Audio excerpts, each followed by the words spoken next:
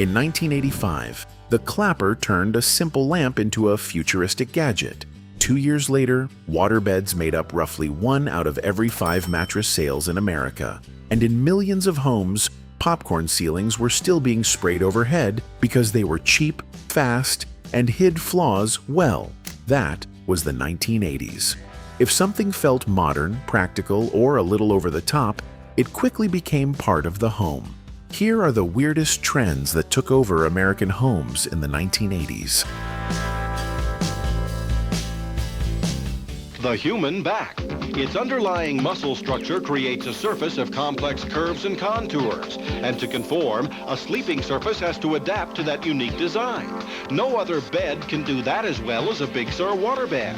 Right now, by 1987, waterbeds made up roughly 22% of all mattress sales in America, which still sounds unbelievable now. Just seeing one made it feel like the future had landed in somebody's bedroom. But once a full-size waterbed was filled, it could weigh around 1,600 pounds. So once it was in place, it was staying there.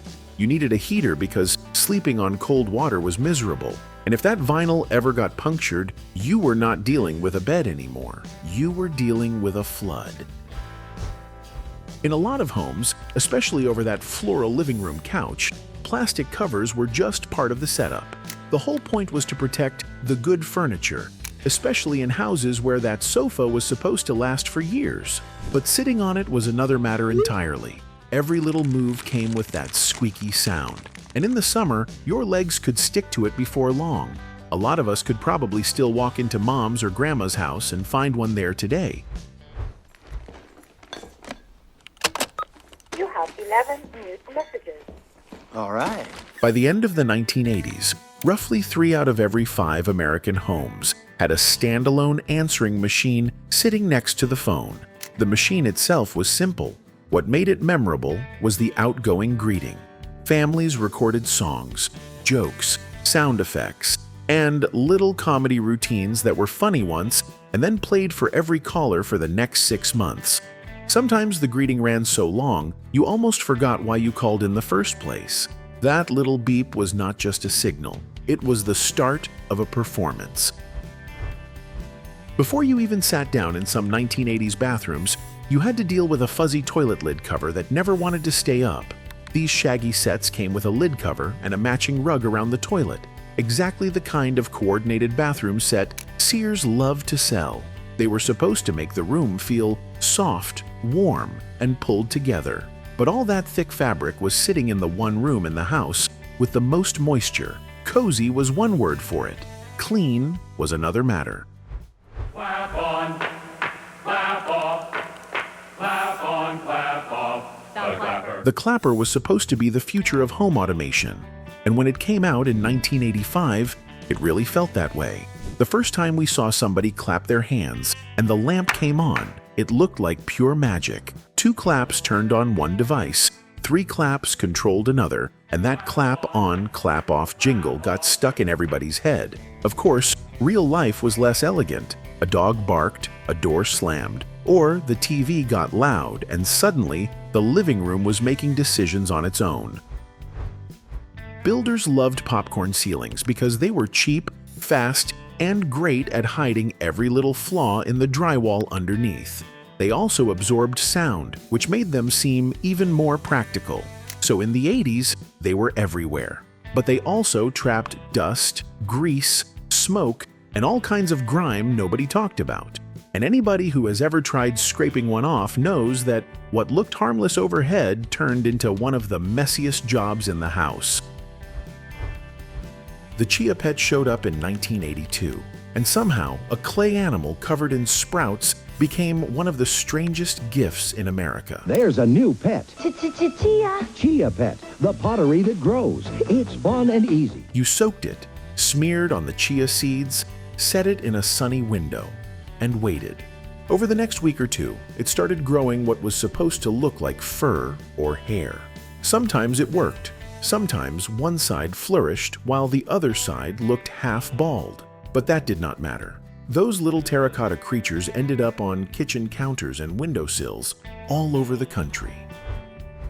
The Flowbee was one of those inventions that sounded like a joke until you realized people really bought it. Patented in 1987 and pushed hard in 1988 infomercials, it hooked up to a vacuum cleaner and promised a neat haircut at home. The suction pulled the hair in while the blades trimmed it, and somehow that was supposed to replace a barber. Reviewers compared the sound to standing inside an airplane hangar, which tells you a lot. And yet, by 2000, around 2 million units had been shipped, and George Clooney still insists he has been using one for decades. Vertical blinds could be found on big windows all over America, and not one set ever seemed to work perfectly. Those long plastic slats hung from a track, turning with a wand or opening with a pull chain, at least in theory. In real life, one slat was always crooked, the track jammed, and brushing past them meant hearing that familiar plastic clatter. Even when they were brand new, they looked one step away from falling apart. Glass block walls started showing up everywhere in the 80s, especially in bathrooms, entryways, and room dividers. Those thick translucent blocks let light through while still giving a little privacy, which made them feel modern and a little fancy. Builders loved to sell them as a Miami Art Deco touch.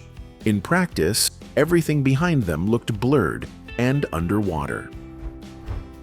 For about $12, the Bedazzler could turn a plain pair of jeans into something that looked ready for the 80s. It was Ronco's rhinestone and stud setter, and the idea was simple: line it up, squeeze, and hope for the best. The problem was, every mistake was permanent too. The infomercials showed neat little patterns, but real life usually meant crooked studs, snagged fabric, and more sparkle than anyone planned. If something in the house could be coated in brass, the 1980s usually found a way to do it. Faucets, lamps, cabinet pulls, towel racks, all of it got that warm gold finish.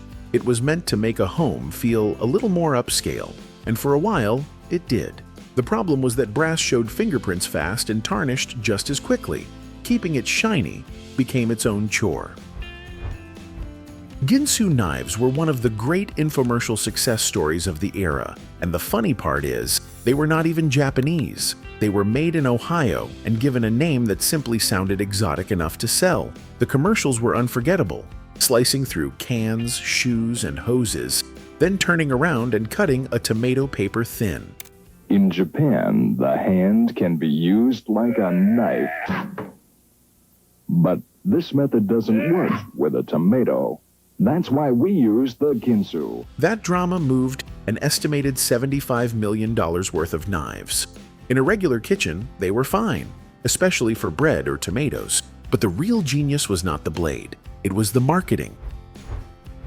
Mood rings felt like they were reading your soul, even though all they were really doing was reacting to temperature. That did not stop us from staring down at our hand all day, waiting for the color to change and trying to remember what each shade was supposed to mean. Calm, nervous, romantic, mysterious. The ring always seemed to know more than it actually did. That little shift in color was enough to make the whole thing feel almost magical. And for a while, that was more than enough. By the mid-1980s, a narrow strip of wallpaper near the ceiling somehow became the finishing touch every room needed. Kitchens got fruit, bathrooms got seashells, nurseries got teddy bears, and living rooms got ivy. It was meant to add a little personality without covering the whole wall. In 1985, Worlds of Wonder released Teddy Ruxpin, and for kids it felt like the future of toys had arrived. You put a cassette into his back, pressed play, and his mouth and eyes moved along with the story. In theory, it was amazing. In practice, the timing could drift, the blinking could get strange, and when the batteries ran low, that friendly voice could slow down into something straight out of a nightmare. The bear sold about 5 million units in its first 2 years, which means a whole lot of American kids had one sitting in the room with them after dark. That was the magic of the 1980s. So many of these trends were impractical, over-designed, or just plain ridiculous, but at the time, they felt completely normal, and that is exactly why we still remember them. If this brought back some memories, subscribe to Memory Trails for more nostalgic trips like this. And if there is an 80s trend I missed, tell me in the comments, because I know there are a few more out there we have not forgotten yet.